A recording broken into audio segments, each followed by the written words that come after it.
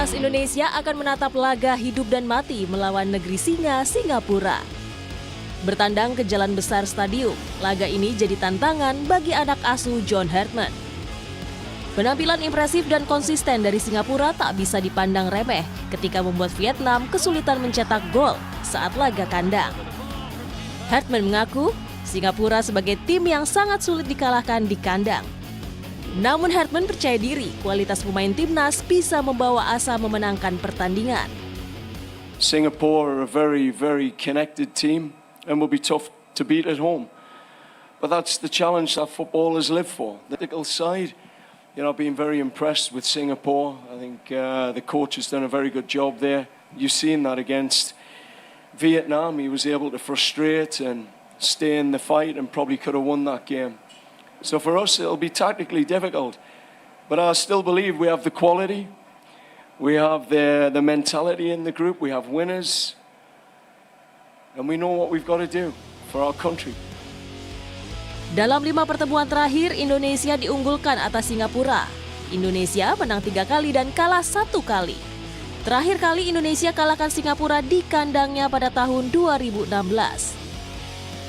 Jelang laga terakhir, Indonesia berada di peringkat ketiga di bawah Singapura dengan raihan 6 poin dari hasil 2 kali menang melawan Kamboja dan Timur Leste. Melawan Singapura, anak asuh John Hartman wajib menang agar lolos ke semifinal dan kembali merajut asa demi meraih juara Piala AFF untuk kali pertama. Kemenangan atas Singapura berarti menghidupkan lagi peluang timnas kita, timnas Indonesia menjuarai Piala AFF untuk pertama kalinya. Lalu apa yang harus diperhatikan John Hartman dalam pertandingan melawan Singapura? Bergabung bersama kami analis sepak bola Haris Pardede. Bung Harpa, apa kabar Bung? Halo, kabar baik. Kalau berkaca dari kekalahan kita melawan Vietnam yang terakhir kali, kesalahan apa yang tidak boleh terulang untuk melawan Singapura esok hari? Ya, tentunya pertahanan ini salah satu area yang menjadi sorotan. Kita bukan hanya kebobolan 3 kali, tapi juga banyak peluang yang bisa dihasilkan oleh Vietnam ya. Sebenarnya di luar 3 gol tadi juga ada 2 kesempatan yang didapat oleh Vietnam. Satu itu dari Rafaelsen, pemain pengganti yang kemudian one-on-one tapi tendangannya masih melayang ke atas.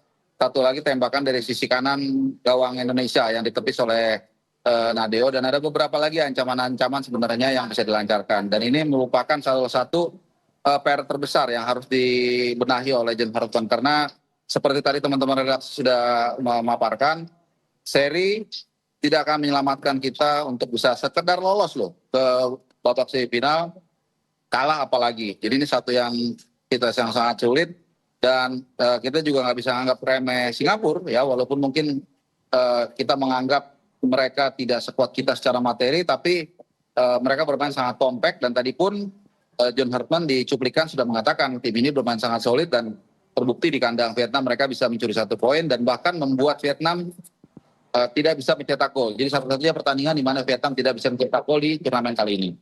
Hal apa yang spesial menurut Anda dari Singapura? Mengingat Singapura ini kan awalnya tidak jadi perhatian, tapi jadi atensi setelah ia menahan imbang Vietnam tanpa gol. Ya, saya pikir pertahanan mereka ya, karena kalau kita kembali lagi ke flashback ke pertandingan di Vietnam, saat itu sebenarnya harus diakui memang Singapura bukannya gampang juga ya menahan imbang Vietnam. Mereka dihajar hampir 90 menit, tapi again pertahanan mereka solid, pertahanan mereka kompak, dan saya pikir mereka juga tahu apa yang harus dilakukan ketika menghadapi tim yang sedang bernafsu menyerang. Nah, bedanya ketika Vietnam bernafsu menyerang, mereka juga konsentrasi dalam pertahanannya, sehingga Singapura tidak bisa menciptakan Vietnam. Nah, kita harus hati-hati, jangan sampai ketika kita lawan Vietnam, karena kita bernafsu menyerang, akhirnya pertahanan tinggi, lalu beberapa pemain juga terlambat dalam mengantisipasi serangan balik, dan akhirnya kebobolan. Karena di pertandingan besok nanti di Jalan Besar Stadium, itu Singapura hanya cukup imbang. Ya, mereka sudah pasti lolos. Jadi mereka tahu pasti mereka akan keluar menyerang. Nah, ini yang harus diantisipasi. Jangan sampai kita kasihkan menyerang karena memang kita harus menang, tapi kemudian kita melupakan pertahanan.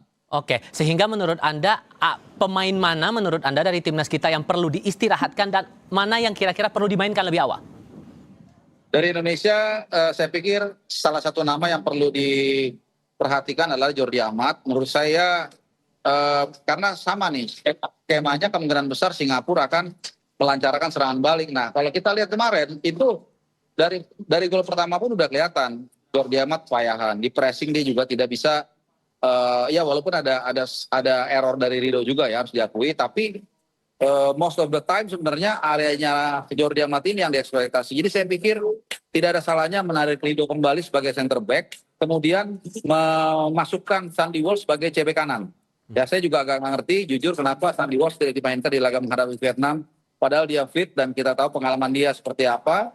Dan kemudian juga penjaga gawang. Kalau saya pribadi ditanya, saya lebih suka memainkan Cahyo Supriyadi. Natio bagus memang di Liga, di Borneo. Tapi di timnas entah mengapa kita lihat dia tidak bisa catch up gitu. Jadi kita masih ingat kan di Basrah di round 2 di kualifikasi Piala Dunia lalu, itu dia di Basrah 5 shot on goal, 5 kali kebobolan. Dan setelah itu Sintayong dengan jeli waktu itu ya mendrop dia, menggantikan Aaron Luari yang secara postur mungkin lebih pendek, tapi secara mentality dan juga posisinya lebih baik. Jadi dua area ini yang saya pikir harus dikaji ulang.